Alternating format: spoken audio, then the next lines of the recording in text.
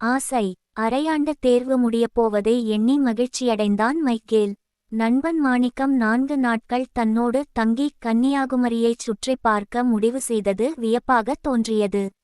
மாணிக்கம் முன்பு பலமுறை வந்தபோதெல்லாம் அவசரமாக பார்த்துவிட்டு போய்விடுவான். அப்பா அம்மா அக்காவுடன் வந்ததால் அந்தச் சுற்றுலா அவனுக்கு சரியாக உணரும் வகையில் அமையவில்லை. எப்ப வேணும்னாலும் தனியா வரலாம், தோவாளைக்கும் கன்னியாகுமரிக்கும் பெரிய தொலைவா என மாணிக்கம் கேட்டதுக்கு மைக்கேல் சொன்னான், கடல்ல முங்கி குளிக்க ஆசைப்படுபவன் அலைக்கு பயப்படாம கத்துக்கணும். மாணிக்கம் வரும்போதெல்லாம் காந்தி மண்டபம், விவேகானந்தர், வள்ளுவர் சிலைகள் எல்லாம் பார்த்துவிட்டு வியப்பான். இயந்திர படகில் போகும்போது அலைகளின் பேரிரைச்சலும் தண்ணீரின் தெறிப்பும் அவனுக்கு அச்சமூட்டும். மைக்கேலை கைகளால் பிடித்துக்கொள்வான். மைக்கேல் சிரிப்பான். கடலோடு படகுகளோடு வாழ்பவர்களுக்கு அச்சம் இருக்காது என்பான் மைக்கேல். ஆனாலும் மாணிக்கம் இன்னும் சூரிய உதயத்தையும் மறைவையும் கடலின் பரப்பில் முழுமையாக ஆசை தீர பார்த்ததில்லை. வானில் காணப்படும் மேக மூட்டங்களும் சில பருவகாலங்களும் அவன் ஆசைக்கு உதவவில்லை. மாணிக்கத்தின் அப்பாவுக்கு செங்கல் தயாரிக்கும் தொழிலில் அனுபவம் அதிகம். மைக்கேலின் அப்பா வயதை நினைத்து மீன்பிடிக்கும் தொழிலை பெரிய மகனிடம் ஒப்படைத்துவிட்டு கட்டட வேலையை ஒப்பந்த அடிப்படையில் செய்தார்.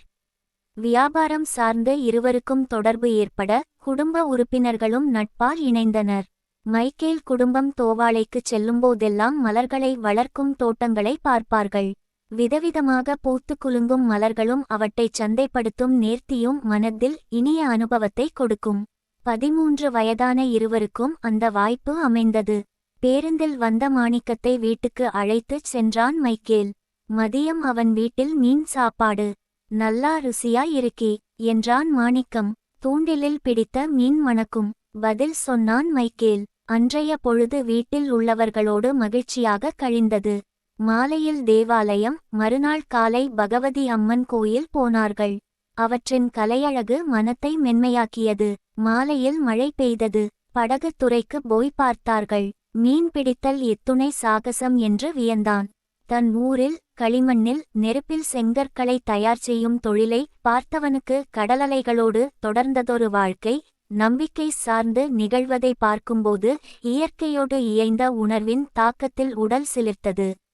மறுநாள் அதிகாலையில் மைக்கேல் மாணிக்கத்தை அழைத்துக்கொண்டு கடற்கரைக்கு போனான். சுற்றுலா பயணிகள் சிலர் வந்தார்கள். விடுதிகளில் பயணிகளின் ஆயத்தம், புகைப்படம் எடுக்கும் அவசரம், கடலின் மிதமான இரைச்சல், அடிவானமும் கடலும் இணைவது மாதிரி தோன்றிய வட்ட பரப்பில் சிவப்பும் மஞ்சளுமான ஒளியின் வடிவமாக சூரியன் மேலெழும்பி சிறிது சிறிதாக இருளை அகட்டி வெளிச்சத்தை பரப்பியது.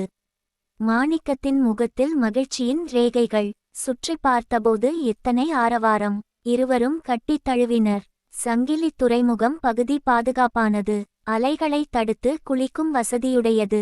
மண்டபம் பார்க்க அழகாய்த் தெரியும். இருவரும் ஆசைதீர குளித்தனர். அலைகளின் வீச்சும் இரைச்சலும் எதிரொலித்துக் கொண்டிருந்தன. அன்று மாலையில் சூரியன் வான கூரையிலிருந்து மெல்ல நழுவுவது போல், கடல் பரப்பில் ஒளியை உமிழ்வது போல் அற்புதமாய் ஒரு காட்சி. நிலவு நிற்கிறதா அசைகிறதா கண்டுணர முடியாத மாதிரி ஒரு பாய்ச்சல். ஆசை பட்டால் மட்டும் போதுமா? கத்துக்கணும். அலைகள் நிமிர்வதும் புரள்வதும் வெண்மையாய் நுரையை பரப்பி உள்ளே திரும்புவதும் எல்லாம் அழகுதான். மைக்கேல் எப்போதோ சொல்லியதை விட இப்போது மாணிக்கம் உணர்ந்ததே அதிகம்.